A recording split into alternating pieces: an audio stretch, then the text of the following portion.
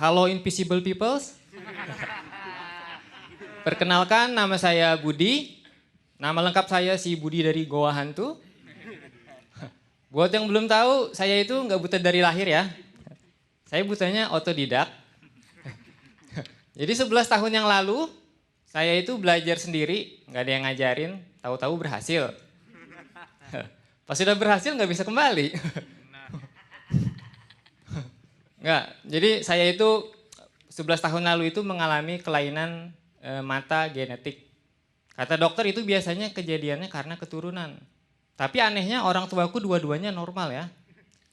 Semenjak tahu hal itu orang tuaku jadi sering berantem. Karena bapakku mulai curiga sama mamaku.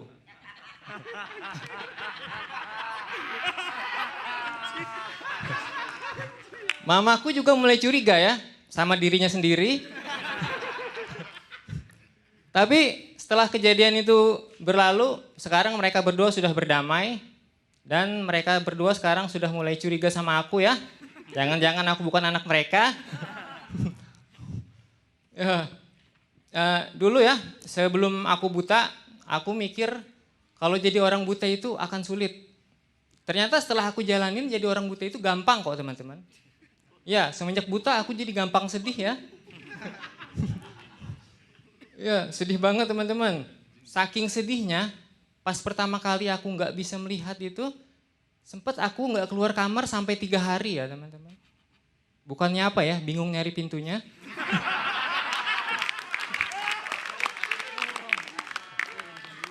Terus kesedihannya seorang orang buta itu juga, keluarga aku sendiri jadi sering nuduh aku gitu kalau di rumah. Misalkan ada sesuatu yang jatuh.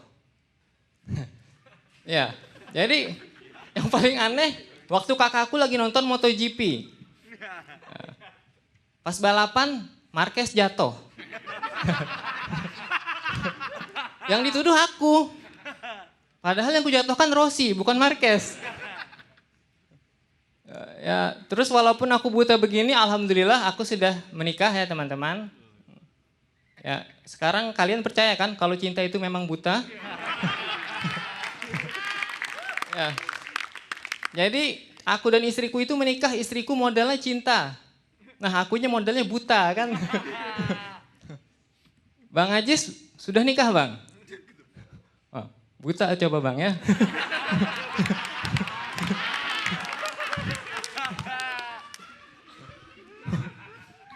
Ya. Terus juga dengan kondisi buta begini, aku juga kuliah ya, di Samarinda aku kuliah. Biasanya kalau aku pergi ke kampus, aku pakai ojol, aku order sendiri, pas ojolnya datang, ojolnya bilang begini kan, Mas Budi ya? Iya saya bilang, ayo silahkan naik. Pas saya naik, ojolnya negor kan drivernya, Mas kenapa duduk di depan katanya. Pindah mas belakang. Terus sebagai orang buta yang profesional, saya itu punya kelebihan ya, pendengaran saya itu peka banget. Jadi kalau misalkan ada orang yang datang ke rumah saya itu sudah tahu dari pertama orang itu membuka pagar. Kalau bunyi pagarnya itu cetek, biasanya pelan itu bapak saya yang buka. Terus ada yang datang lagi, ceteng, itu agak keras, itu kakak saya. Yang terakhir, jeder, nah itu saya nabrak pagar. Keresahan orang buta itu ya banyak banget ya, apalagi semenjak aku menikah, bahkan dari sebelum aku menikah gitu, dari keluarga istriku dan teman-teman istriku itu banyak yang nanya ke istriku, kamu nggak malu gitu mau nikah sama orang buta? Itu kan pada normalnya orang normal akan bertanya seperti itu. Tapi di pihak keluarga dan teman-temanku juga punya pertanyaan yang sama. Budi, kamu kan buta, kamu nggak malu nikah sama orang yang normal? Ya aku kan bingung ya, di sini yang salah siapa ya, yang buta apa yang normal? Yang buta ditanyain juga. Ya, terus semenjak aku nikah juga, aku itu gimana ya, suka bingung gitu sama kelakuan istriku. Dari semenjak pacaran, istriku itu sudah tahu pasangannya buta. Dia senang banget ngajak aku ke bioskop.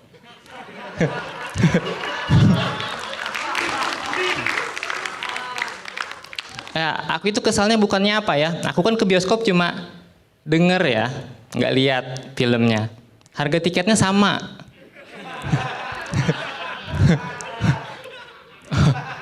Itu masih mending ya, bioskop. Yang lebih gila lagi, istriku itu besok habis tampil dari sini, dia berencana ngajak aku ke SeaWorld.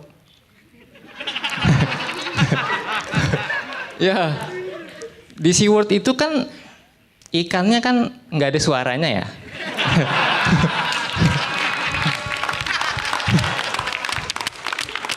Harga tiketnya sama yang bisa lihat ikannya. Ya, maksud istriku tuh ya kali kan orang buta diajak ke SeaWorld bayar tiket. Ya kalau ikannya itu bisa ngobrol-ngobrol gitu kan enak ya. Ini kan ikannya diem gitu. Kita sentuh tangan kita dimakan, kan piranha. Kita sentuh lagi disengat, ubur-ubur. Pokoknya gak enak banget lah punya istri yang aneh kayak gitu. Kalau tadi Bonner cerita dia dapat ultimate karena dia pakai jalur orang dalam. Aku juga ultimate teman-teman. Lewat jalur disabilitas. For your information, aku juara 1 liga komunitas dan dapat hadiah puluhan juta. Semenjak aku juara, banyak orang yang mengira uang hadiahnya aku pakai untuk operasi mata.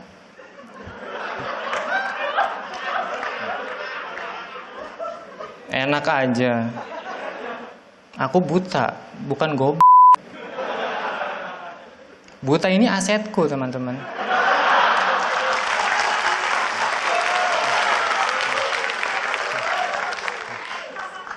Jujur semenjak aku masuk suci, aku jadi takut sembuh ya.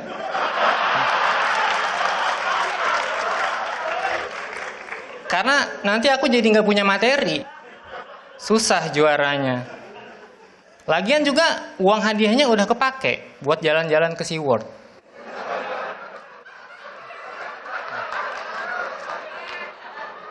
Jadi istriku yang tadi diwawancara itu emang aneh. Udah tahu suaminya buta. Begitu dapat uang dia ngajakin aku ke SeaWorld. Kalau aku diajak ke Dufan kan masih mending ya, bisa dengar suara orang teriak histeris. Kalau di SeaWorld mau ngapain? Mau dengerin ikan curhat. Istriku enak, dia bisa lihat ikan. Nah aku di sana cuman bisa dengerin tim songnya SeaWorld doang. Gini nih lagunya. Ikan pari menari riang, ubur-ubur berenang-renang. Di YouTube juga ada.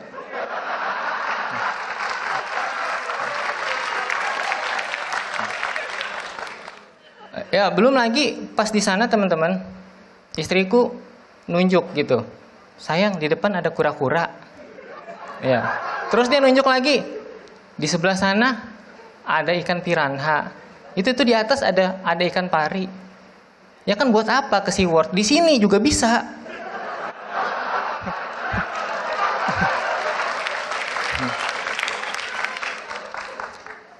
Istriku lupa, aku kan Daredevil, bukan Aquaman. Terus semenjak aku punya uang, istriku makin ngelunjak. Dia minta dibelikan makeup yang mahal-mahal. Buat apa?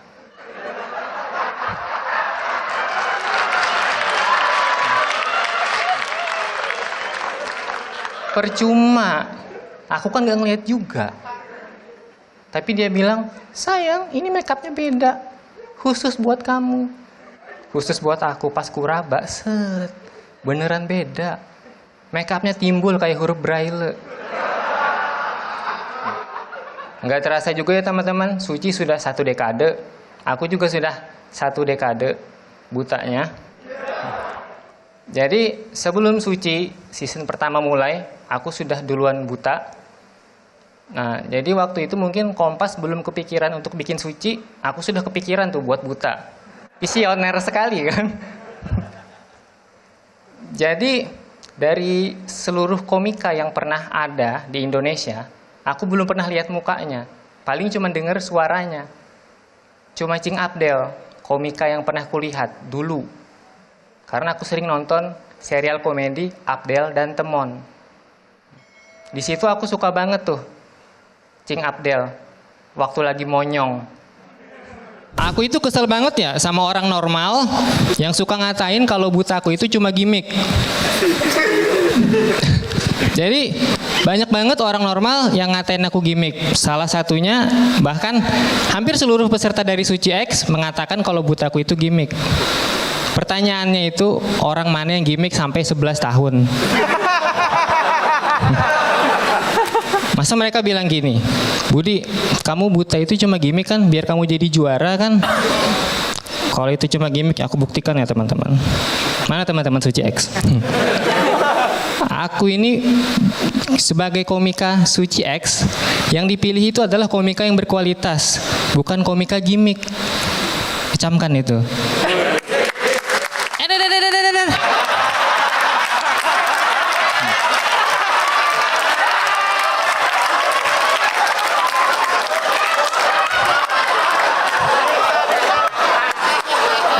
Alhamdulillah kena ya.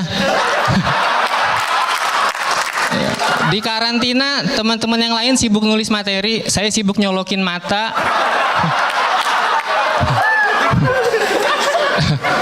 Terus semenjak masuk Suci Kompas TV, aku jadi suka bacain komentar di YouTube.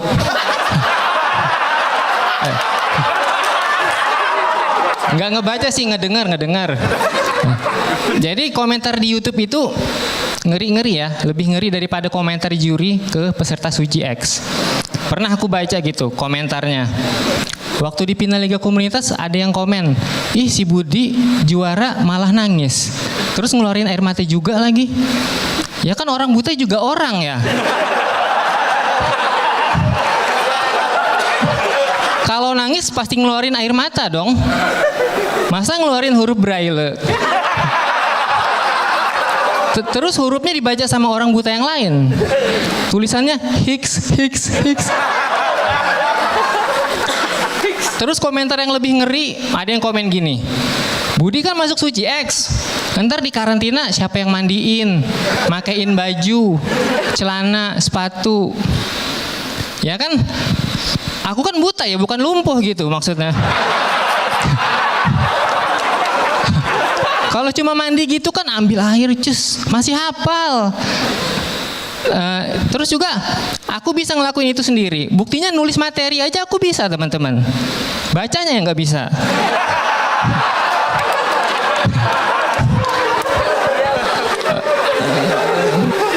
Terus di karantina Suci X, buat teman-teman yang belum tahu, kalau peserta lain itu sekamar dengan peserta juga, kalau aku itu beda, aku sekamar dengan istri dan 1 bayi. Jadi kalian bayangkan, kalau teman-teman yang lain bisa kombut dengan teman sekamarnya, aku kombut dengan bayi sama istri. Kombut sama bayi itu nggak enaknya, kita baru set up, dia sudah ketawa. Terus kombut sama istri, dia ngasih materi. Materinya tebak-tebakan. Padahal dia bukan orang Jepara. Ya, jadi semenjak ikut Suci, saya itu kesel banget ya sama orang yang suka ngasih pertanyaan. Tapi pertanyaan itu malah menyudutkan kalau orang buta itu seolah-olah lemah. Emang lemah sih, gitu kan. Tapi nggak selemah itu juga kali. Pertanyaannya gini, sepele banget. Orang buta gimana kalau WhatsAppan, gitu loh. Kan teknologi udah maju ya teman-teman. Kalau ketimbang cuman ngebaca, ngebalas WhatsApp itu bisa. Kecuali ada yang ngepap. Nah.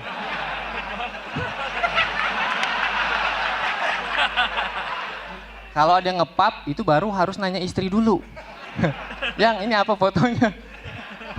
Mana yang ngepap cewek lain? Ya, terus kadang-kadang orang normal itu selalu berpikir hal-hal sepele itu sulit dilakukan untuk orang buta kayak aku. Tapi itu nggak berlaku teman-teman buat aku. Karena aku itu di rumah sering dianggap setara dengan orang normal. Bahkan diharapkan itu lebih dari orang normal. Karena pernah nih, true story, bapakku waktu mau jalan, ban mobilnya bocor. Dia minta tolong, aku yang gantiin bannya. Karena bapakku sudah tua, tangannya tremor, tapi penglihatan bagus. Sedangkan aku, tenagaku ada, tapi penglihatanku tremor. Jadi dalam kasus ini sangat diharapkan kekompakan antara si buta dan si orang tua gitu. Aku kesel banget ya sama orang yang suka menganggap kalau orang buta itu sulit dapat cinta. Ini gara-gara pepatah cinta pada pandangan pertama.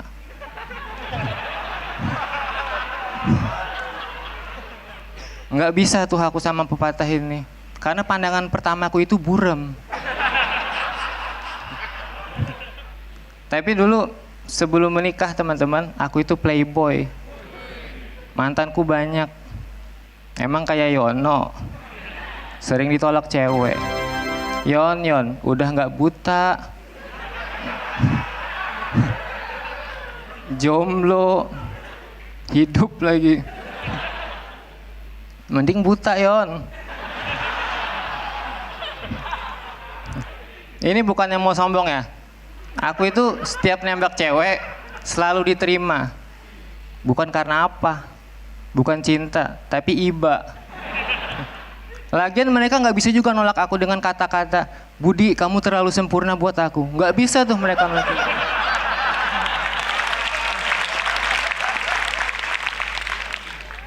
Terus yang bikin aku kesel juga, banyak yang bilang cinta itu dari mata turun ke hati. Pret. Karena yang kurasa cinta itu dari telinga turun ke hati. Karena aku sering jatuh cinta cuma dari suara. Jadi pernah dulu aku punya mantan, suaranya serak-serak basah. Dalam pikiranku pasti mukanya kayak Dewi Persik. Pas temanku cerita, ternyata mukanya kayak vokalis Jamrud.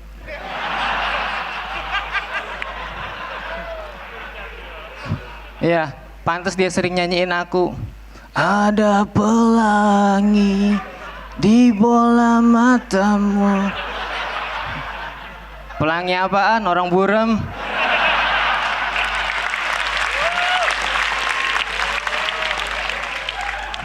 Tapi alhamdulillah walaupun aku buta begini, aku sudah menikah. Pertama kali aku ketemu istriku waktu dia jadi dosenku dulu. Pertama kali banget kami ketemu dia marahin aku gara-gara aku pakai kacamata hitam di dalam kelasnya. Pas ku jelasin, maaf bu, saya ini buta. Dia langsung salting. Kan aneh banget salting sama orang buta. Dia mau salting, mau salto, aku nggak tahu juga. Tapi alhamdulillah rumah tangga kami berjalan dengan harmonis. Karena dia yakin banget kalau aku nggak akan berpaling atau melirik wanita lain. Orang melirik dia aja sulit. Ini terakhir aku akan menyanyikan lagu cinta untuk istriku. Seperti mati lampu ya sayang, seperti mati lampu, cintaku padamu ya sayang, bagai malam tiada berlalu. Ngomong-ngomong soal liburan, aku ini suka banget sama balapan MotoGP teman-teman. Jadi dulu waktu aku masih melihat, aku kepingin banget liburan sambil nonton MotoGP di Malaysia. Tapi yang namanya nonton MotoGP itu harus dengan penglihatan yang sehat. Karena kan motornya kenceng-kenceng pas lewat. Jadi pas kita nonton langsung itu kayak gini rasanya. Orang normal aja harus ngikutin sepersekian detik bisa kelewatan. Nah, aku nggak mungkin bisa maksain kalau kondisiku kayak gini aku tetap mau nonton MotoGP ke sana. Karena ntar kejadiannya kayak gini, pas motor lewat,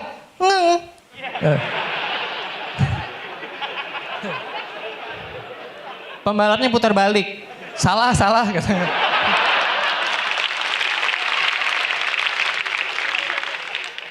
Ya. Tapi semenjak buta, aku jadi nggak pingin liburan ke Malaysia lagi. Aku lebih kepingin ke Singapura teman-teman. Bukan mau liburan, berobat.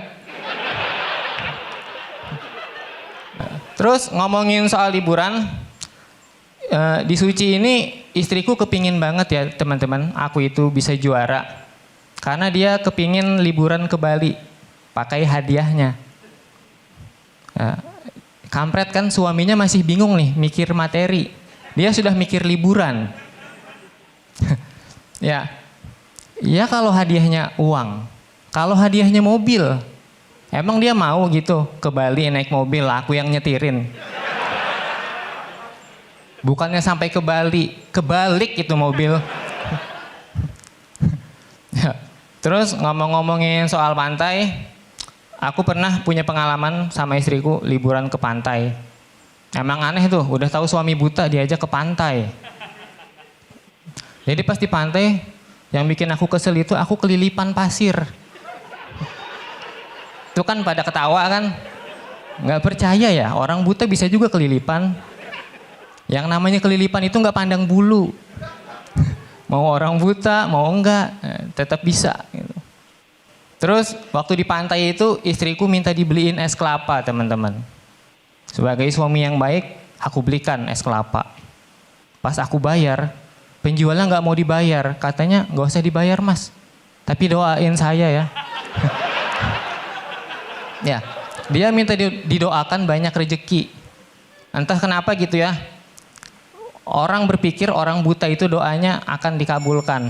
Saya aja nih udah 11 tahun berdoa minta sembuh belum dikabulkan.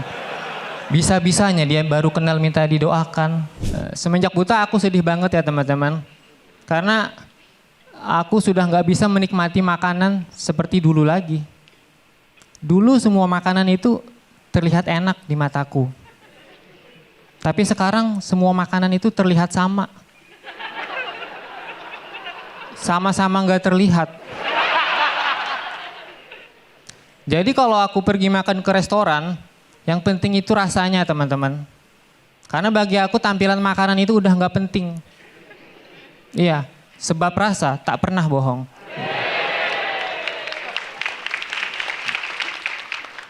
Kadang aku juga kesian gitu sama chefnya di restoran, udah capek-capek ngebuatin makanan itu sedemikian rupa bentuknya gitu kan sampai cantik makanannya. Pas dianterin yang beli aku. Itu kan pasti kecewa banget chefnya. Itu sama aja kayak kita capek-capek stand up pakai bahasa Indonesia, terus yang nonton itu cuman Chris.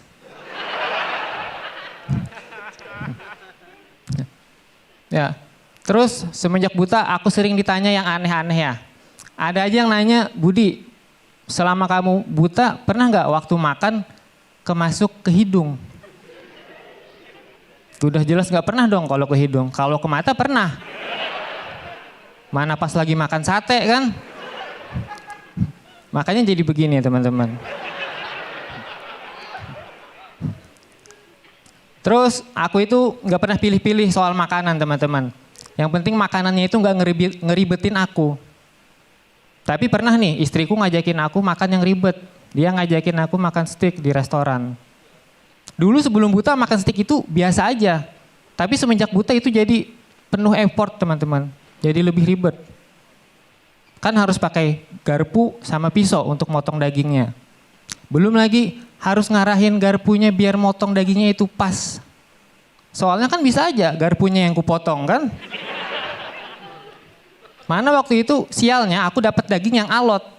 Susah banget motongnya. Kayaknya lebih gampang motong garpunya gitu kan. Daripada dagingnya. Akhirnya mau nggak mau aku makannya pakai tangan. Iya pakai tangan gini. Gue gigit dagingnya. Itu reaksi orang pas ngeliat aku makan. Ya nggak tahu, aku nggak lihat reaksinya.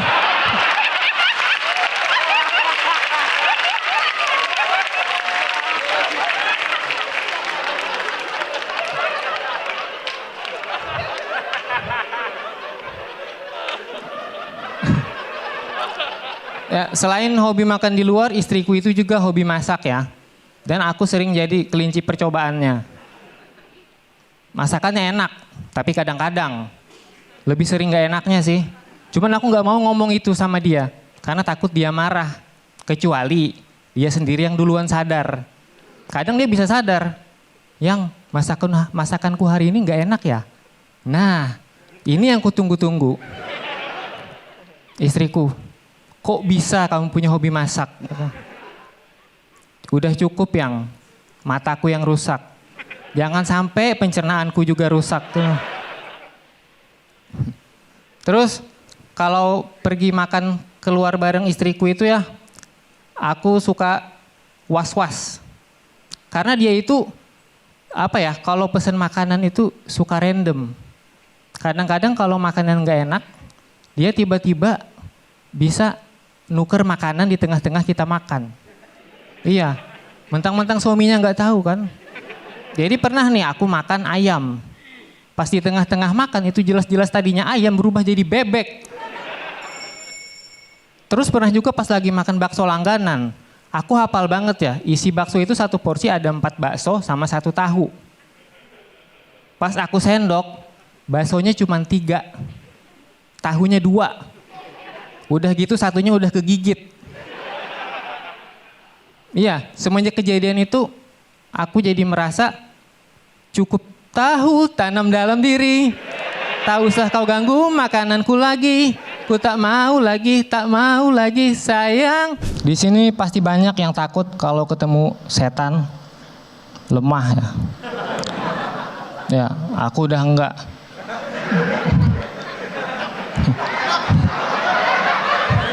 Bukannya berani, enggak kelihatan. Tapi kalian tahu nggak kenapa setan itu bisa kelihatan menakutkan?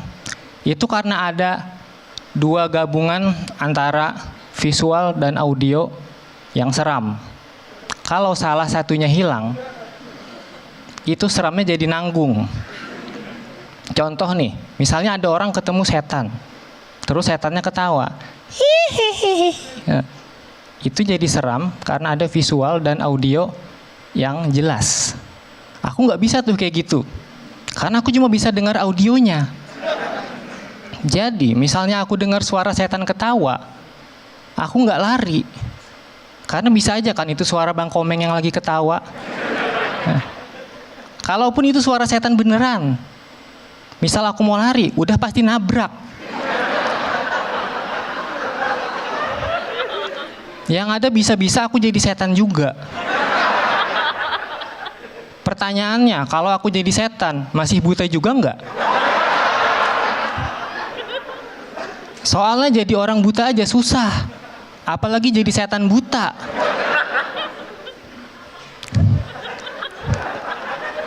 Ya, semenjak buta, aku itu udah tenang ya, karena hidupku itu udah nggak pernah lagi berurusan sama yang namanya setan. Soalnya juga penampakan kan udah nggak relate juga sama aku. Menurut KBBI, penampakan itu terdiri dari kata dasar tampak, yang artinya kelihatan. Udah jelas nih, buat aku kan nggak kelihatan. Tapi semenjak aku menikah, semuanya berubah ya. Ketenanganku itu jadi terusik. Soalnya ternyata istriku indigo, bisa ngelihat setan. Mana aku taunya pas udah nikah. Coba aku tahu dari sebelum nikah, pasti aku tetap nikah sama dia juga sih. Soalnya cuma dia yang mau sama aku. Nah, terus yang ngeselin dari kemampuan istriku bisa melihat setan itu, setiap dia melihat setan, dia selalu cerita ke aku, detail banget. Bentuk-bentuknya juga diceritain. Kan aku jadi ngebayangin. Jadi pernah nih waktu itu, dia ngelihat pocong. Dia bilang sama aku, "Yang, ada pocong di dekat kita." Kan aku jadi panik. Soalnya aku nggak bisa lihat pocongnya, tapi pocongnya bisa lihat aku. Kan bisa aja pocong yang ngedekat ke aku gitu kan. Tapi setelah aku pikir, ngapain aku panik, orang nggak ngeliat juga. Mau pocongnya diem, mau pocongnya loncat, mau pocongnya break dance, kan aku nggak tahu juga. Yang ada malah pocongnya bete gara-gara aku cuekin. Dari kejadian itu aku mulai merasa terganggu ya sama kemampuan istriku yang bisa melihat setan. Terus aku mau ngadu dong sama mertuaku. Harapanku kan dia bisa negur istriku gitu, biar nggak usah terlalu ngebahas setan terus. Tapi sialnya ternyata mertuaku itu indigo juga, bisa ngelihat setan juga. Di situ harapanku pupus ya, soalnya mereka berdua sama-sama bisa ngelihat setan kan. Pernah nih, waktu mereka lagi video call berdua, malam-malam, di tengah obrolan istriku bilang, "Mah, di belakang mama tadi ada bayangan yang lewat." Padahal posisinya mertuaku lagi sendirian di rumah. Terus mertuaku juga bilang, Iya nak, tadi juga mama sempat lihat di belakang kamu ada yang lewat. Nah, aku kan jadi takut yang ngedengar percakapan ini. Siapa nih yang lewat nih di belakang istriku? Kalau yang buta ada. Gimana Bang Radit? Udah bisa kan mertua sama istriku masuk paranormal experience-nya Bang Radit? Sekian dari aku, terima kasih.